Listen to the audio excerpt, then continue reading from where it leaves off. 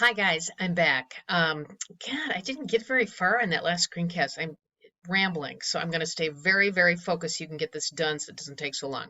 All right, so we left off with the House of Lords, 92 hereditary peers. Overall number varies because of the number of life peers. You don't know how long someone is going to live. You don't know how many new appointments there are going to be. There are somewhere around 750 or so peers in the House of Lords. But that number fluctuates and it doesn't really matter because, as we know, they don't really have a huge amount of power. Yes, they can introduce bills. Yes, they can suggest amendments. That's all very helpful, and they entertain themselves, I think, by debating various legislation and think that they are more important than they probably are. But nonetheless, the House of Commons can basically override anything that they do. So while they can debate and delay legislation, they really don't have the kind of power that the House of Commons has. However, they can really muddy up stuff by making amendments to legislation that the House of Commons has to consider. It can take a while. So that's kind of the extent of their power. A lot of people, as I said earlier, want that House of Lords, that upper house, to be like an upper house that's elected representatives and so forth. Whether that happens or not, we'll see. All right, moving on. All right, so we've got the judicial branch next, and College Board is very fond of asking which of the following six CompGov countries has judicial review. And do not pick any answer that has the United Kingdom because they don't have judicial review. And that is because of parliamentary sovereignty. Do you remember what that is? Westminster model, first component, only Parliament can overturn and create its own laws. That is parliamentary sovereignty. That's why there's no judicial review of its decisions. That said, they do have a Supreme Court. Here is the Supreme Court right here. You will notice they have one whole woman who's on the court. Some improvements could be made to make that more equitable. Nonetheless, this used to be a bunch of law lords sitting in the House of Lords adjudicating decisions of last appeal. But now that has been taken out. That was under which prime minister? Who created the Supreme Court? If you guessed Tony Blair, you are 100% correct. It, however, did not take effect until 2009, which was during Gordon Brown's tenure. But that was really Tony Blair's achievement while he was prime minister.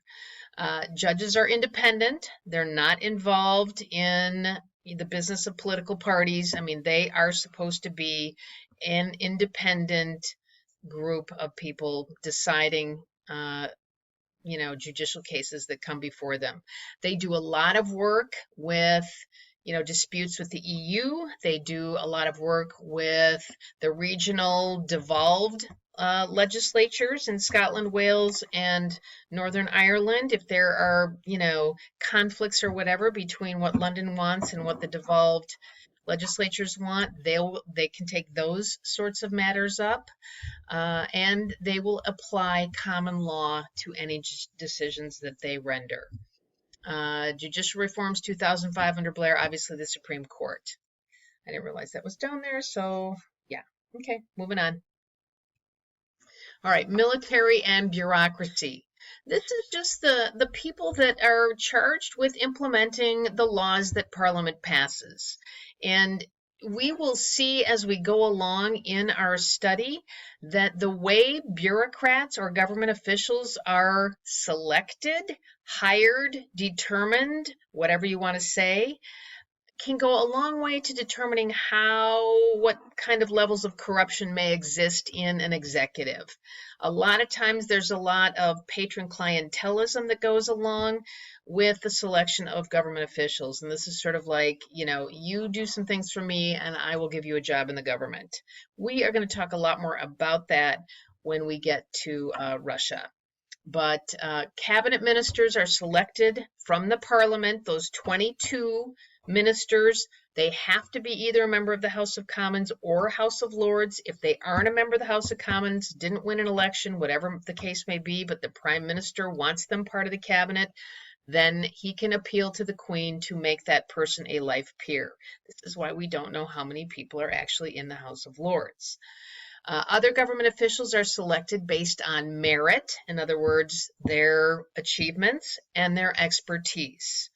I would not say that there is a large number of bureaucrats that are hired just, as favors, like there are in some governments. The extent of the bureaucracy, there are 500,000 civil servants, so it's a large bureaucracy. There are some nationalized industries like the healthcare system, so that would mean that there are a lot of civil servants charged with carrying out policy. They have discretionary power like ours do to implement the laws as best they can. Some of our countries have the military is involved in political decision making. Obviously, in the UK, that is not the case. They have a civilian army, much as ours is. And Whitehall is simply, this is a very good picture of where the bureaucracy is housed. And there are a lot of old prestigious buildings, and the name of the street is Whitehall. All right, let's go to elections. We talked about the fact, or when a situation occurs where after an election no political party achieves a majority, that is called a hung parliament, and that actually happened in 2010. This is when David Cameron had to reach out to the Liberal Democrats and beg them to be part of the government so that he could so that the Conservative Party could serve as the majority party, and he could be prime minister. They were able to reach a deal with the Liberal Democrats. The big, quid pro quo, however, was that the Liberal Democrats wanted a referendum on the electoral method. They were hoping to have alternative voting. That was a huge defeat, and we know why.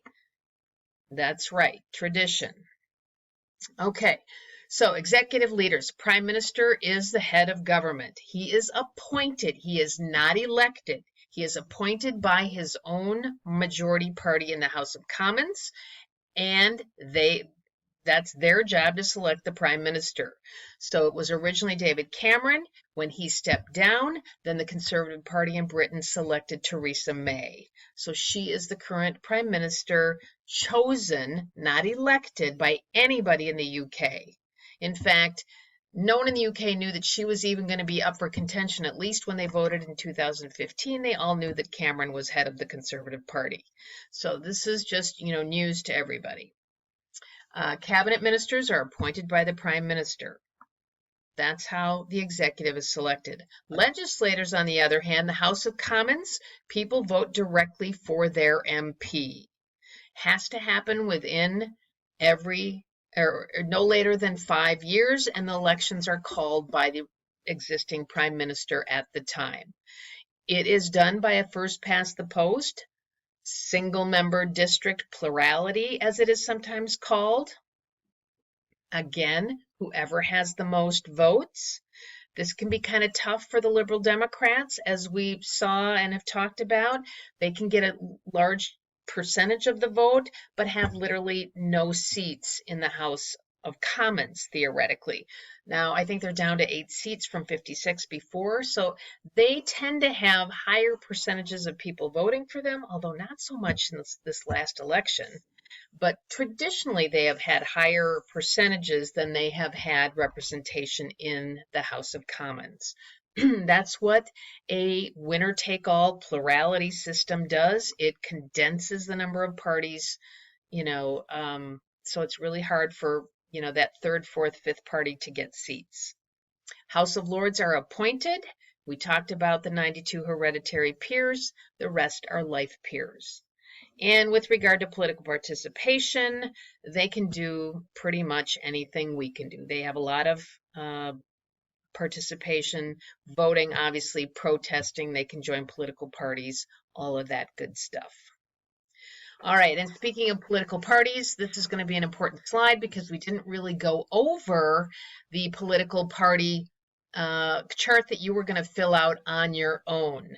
So to review that, the UK has a multi-party system.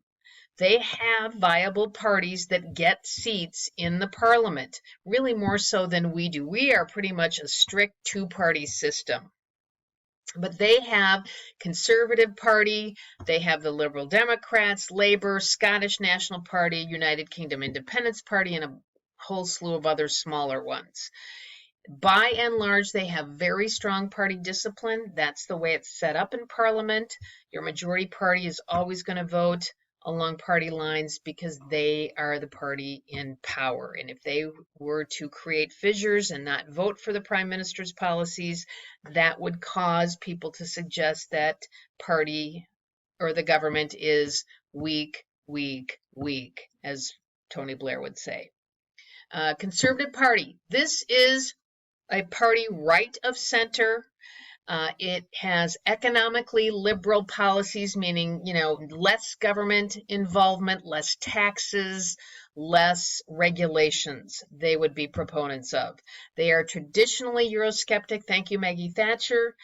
This is held for a long, long time, although Cameron and other conservatives really at this point didn't think it would be good for the country to get out of the EU. So there's a split in the Conservative Party on that right now. Voters tend to be elitist. They are older folks. They are more wealthy. They're the noblesse oblige. Liberal Democrats. This group is a mix of individual freedom and equality. They are in between Labour and Conservative.